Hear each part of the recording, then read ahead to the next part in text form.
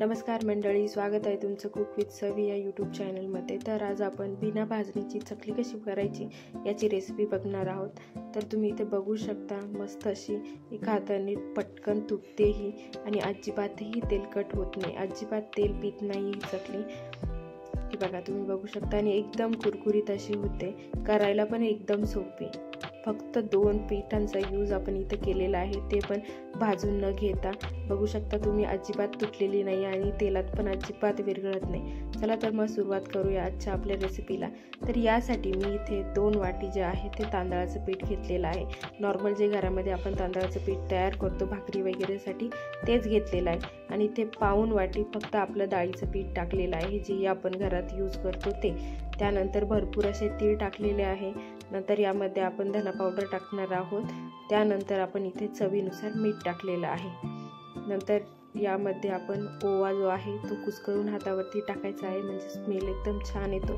त्यानंतर आता इथे हळद टाकायची आहे। नंतर आपण चवीनुसार इथे लाल तिखट टाकणार आहोत। मी 2 चमचे लाल तिखट इथे टाकलेलं आहे आणि 2 टेबलस्पून कडकडीत असं तेल गरम करून त्याचं मोहन यामध्ये मी टाकलेलं आहे।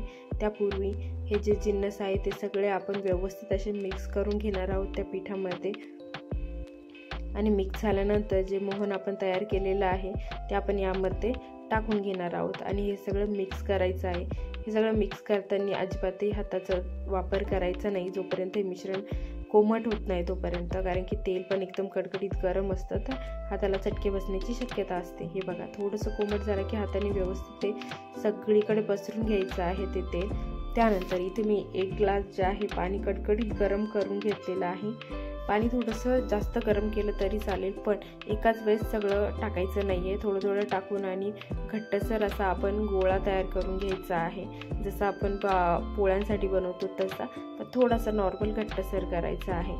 हे पाणी गरम असल्यामुळे डायरेक्ट याच्या हाताने हे मळायचं नाही आहे, थोडं थोडं पाणी ॲड करत चालायचं आणि मिक्स करायचं आहे। थोड्या वेळाने याचा थोडासा गोळा बनायला लागला की त्यानंतर आपण हाताचा वापर इथे करणार आहोत।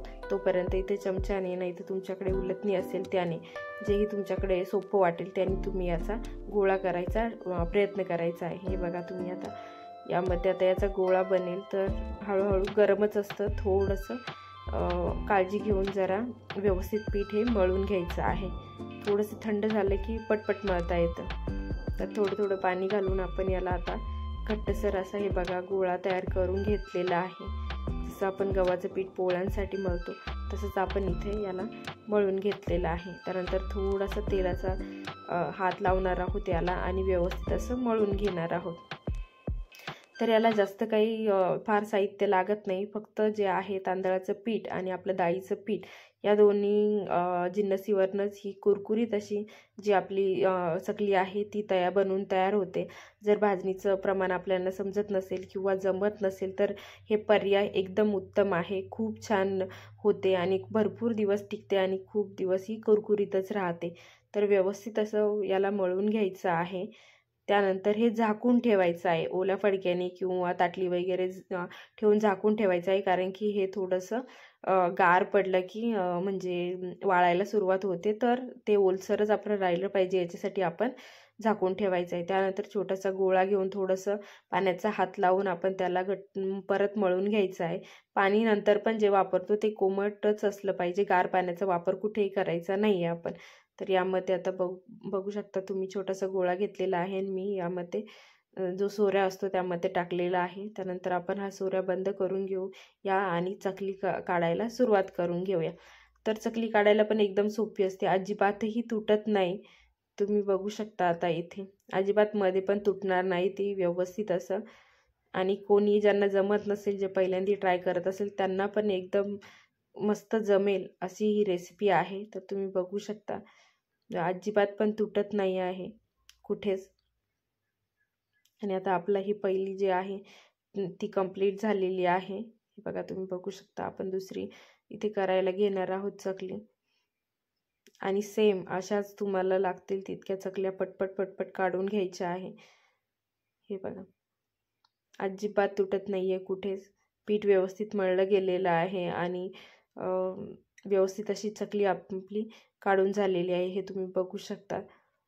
त्यानंतर आपण जे डिश आहे त्याचा यूज करून पण तुम्ही करू शकता. एकसारखं जे आहे ते आकार येण्यासाठी तुम्ही डिशचा वापर इथे करू शकता. तर हे बघा, तुम्ही बघू शकता व्यवस्थित अशी चकली आपली काढून झालेली आहे आणि त्याचे दोन्ही टोकं हे सेफ साईडसाठी दाबून घ्यायचे आहे, म्हणजे ती तेलामध्ये विरघळणार नाही किंवा त्याचे साईड जे आहे ते साईडला होणार नाही त्यांनी. हे बघा, त्यानंतर आता तेल हे मस्त तापून द्यायचं आहे. त्यानंतर गॅसची फ्लेम जी आहे ती लो करून द्यायची आहे आणि त्यामध्ये हळूहळू आपण तळण्यासाठी चकल्या सोडून द्यायच्या आहे.